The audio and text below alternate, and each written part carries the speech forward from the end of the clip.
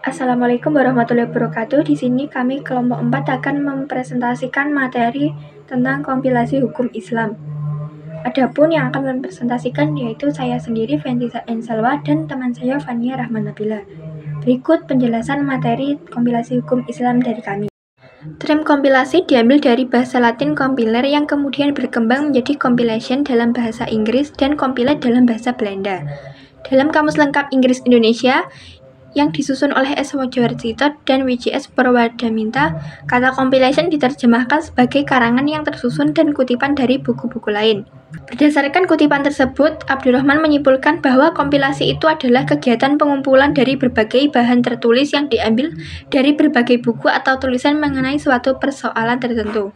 Pengumpulan bahan dari berbagai sumber yang dibuat oleh beberapa penulis berbeda untuk ditulis dalam bentuk suatu buku. Sehingga dengan kegiatan ini semua bahan yang diperlukan dapat dikemukakan dengan mudah menurut Kamus Black's Law Dictionary. Compilation a literary production composite of the works of others and arranged in methodical manner. Kompilasi adalah suatu produk berbentuk tulisan hasil karya orang lain yang disusun secara teratur. Dengan demikian, kompilasi hukum Islam adalah himpunan ketentuan hukum Islam yang dituliskan dan disusun secara teratur. Selanjutnya ada sejarah kompilasi hukum Islam. Semakin membaiknya hubungan antara Islam dengan negara, terus memperkuat posisi umat Islam, paling tidak jika dibanding sebelumnya. Hal ini berpengaruh terhadap perkembangan Islam secara umum, padahal umat Islam cenderung dimarginalkan oleh penguasa termasuk masa Soekarno dan Soeharto, kecuali pada masa akhir kepemimpinan Tetapi angin perubahan kondisi politik Islam ketika ICMI berdiri tahun 1990 yang diusung oleh kelompok Islam modernis dan santri. Lebih lanjut dapat dikatakan bahwa proses penerapan fikih dalam sebuah negara dapat dilakukan dengan dua cara, yaitu cara struktural dan kultural. Proses tersebut lebih banyak dikenal dalam ilmu sosiologi. Proses struktural lebih banyak dilakukan oleh lembaga pemerintah dan kekuasaan negara yang bersifat dari atas. Sedangkan proses kultural dilakukan oleh masyarakat secara independen seperti lembaga sosial, majelis taklim, lembaga pendidikan, pesantren, maupun individu. Sebenarnya upaya memperbarui hukum Islam terutama hukum perkawinan telah dilakukan mulai tahun 1945 hingga 1973 yang lebih banyak menimbulkan konflik kepentingan dan tidak mencapai kata sepakat. Satu undang-undang yang berhasil dilahirkan dalam periode adalah Undang-Undang Pencatatan Perkawinan dan Perceraian Muslim pada tahun 1946. Meskipun mulai berlaku pada tahun 1974 yang berlaku untuk seluruh orang Indonesia, khususnya persoalan izin untuk cerai dan undang-undang tersebut berlaku di pengadilan negeri untuk muslim dan non-muslim pada pengadilan. Sedangkan kompilasi hukum Islam dapat dikategorikan sebagai langkah struktural karena hal tersebut atas instruksi dan prakarsa pemerintah dan dilakukan dalam bentuk tim yang melibatkan banyak. Bahkan Marzuki menilai kompilasi hukum Islam sebagai fikih mazhab negara yang tidak terlepas dari proses politik Orde Baru. Konfigurasi politik Orde Baru terutama hubungan antar agama dengan negara ikut mewarnai proses pembuatan kompilasi hukum Islam. Bahkan mungkin dapat dikatakan bahwa kompilasi hukum Islam merupakan kompensasi pihak penguasa terhadap umat Islam yang selama ini dimarginalkan dalam berbagai bentuk kehidupan, termasuk politik, sosial, ekonomi, pendidikan, dan sebagainya. Adapun ide untuk mengadakan KHI di Indonesia pertama kali diumumkan oleh Menteri Agama Munawir Sazali pada bulan Februari 1985 dalam ceramahnya di depan Civitas Academia IAIN Sunan Ampel, Surabaya. Semenjak saat itu, ide ini menggelinding dan mendapatkan sambutan hangat dari berbagai pihak. Pada bulan Maret tahun 1985, Presiden Soeharto mengambil prakarsa untuk menyusun KHI tersebut hingga pada 25 Maret 1985, Mahkamah Agung dan Departemen Agama mengeluarkan surat keputusan. Surat tersebut dikeluarkan di Yogyakarta dan ditandatangani oleh Ketua Mahkamah Agung dan Menteri Agama. Penandatanganan surat keputusan bersama ini dilakukan di depan Ketua Pengadilan Agama dan Pengadilan Umum.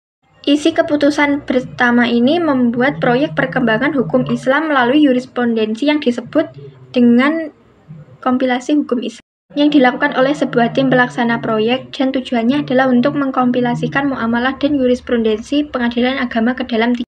Yang pertama, kitab perkawinan, dan yang kedua kitab waris, dan yang ketiga kitab wakaf, sedekah, hibah, dan baitul mal. Tim pelaksana proyek ini dipimpin oleh Bustanul Arifin, seorang guru besar hukum Islam ketika masih menjabat sebagai Ketua Agung Mahkamah Republik Indonesia. Urusan lingkungan peradilan agama tim pelaksana dilengkapi dengan beberapa bidang. Yang pertama, bidang kitab-kitab jurisprudensi yang terdiri dari Ibrahim Hussein dari MUI dan Khalid dari MA dan Wasid Aulami dari Departemen Agama.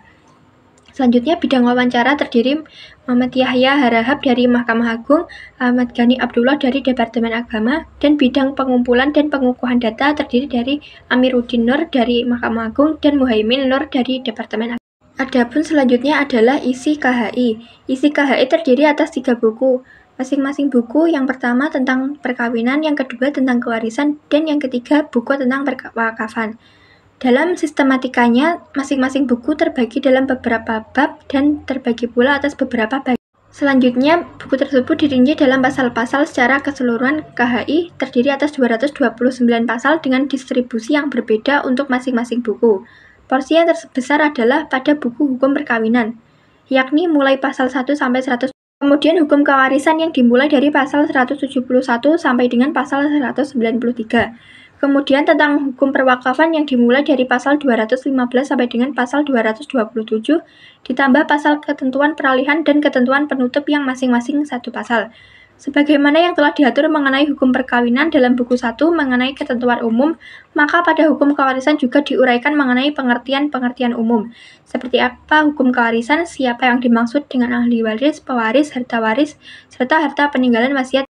Selanjutnya adalah eksistensi KHI. Oleh karena itu, meskipun seluruh kitab fikih telah membahas secara mendalam tentang kandungan dalam bidang perkawinan, kewarisan, dan hibah ini, namun perlu diingat kembali, formulasi tersebut sengaja hanya dibuat untuk menjawab permasalahan yang timbul di zaman mereka, bukan untuk diterapkan bagi umat Islam secara menyeluruh sampai akhir zaman. Formulasi hukum yang terdapat dalam kitab fikih klasik tersebut tentu sejalan dengan maqasid syariah.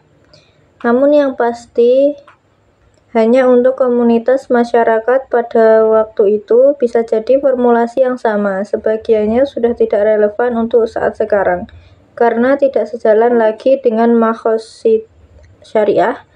Sejalan atau tidaknya dengan maqasid syariah diukur dengan sejauh mana formulasi hukum tersebut dapat menerapkan kemaslahatan dan menolak kemudaratan.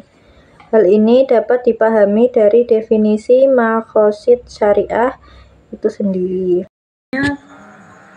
Keengganan mereka menganggap KHI itu sebagai hukum Islam Indonesia disebabkan yang pertama, ditemukannya dalam KHI itu beberapa formulasi hukum yang belum pernah diformulasikan dalam fikih klasik, karena kondisi belum menghendaki hal itu. Yang kedua, berbeda dengan pendapat ulama yang ia ketahui.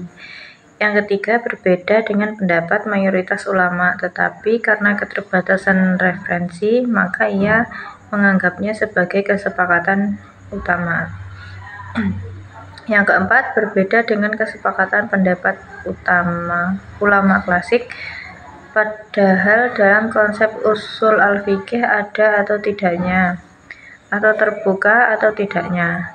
Lapangan ijtihad pada suatu persoalan bukan dilihat dari sisi apakah tunjukkan teksnya baik dari segi nuzul wurud atau kepastian sampainya pada kita, atau dari segi dolalah, tunjukkan maknanya, khoti'i, absolut, atau zani,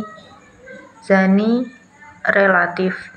Apakah teksnya khoti'i berarti tidak ada peluang untuk melakukan ijtihad pada persoalan itu, namun apabila teksnya zani, maka berarti ada peluangnya untuk melakukan ijtihad. Sejauh pandangan tidak ada teks khoti'i yang diijtihadkan oleh perumus KHI itu.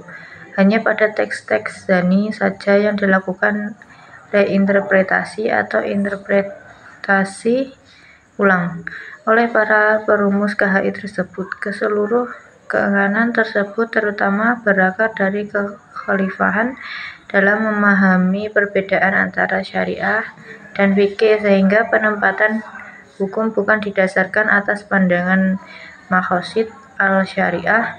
Akibatnya formulasi fikih dalam kitab klasik itu mereka anggap sebagai sesuatu yang sudah baku dan permanen, sebagaimana hal syariah, al-musussah, muqaddasah, atau teks-teks yang suci. seolah-olah pintu ijtihad tersebut mereka telah tertutup.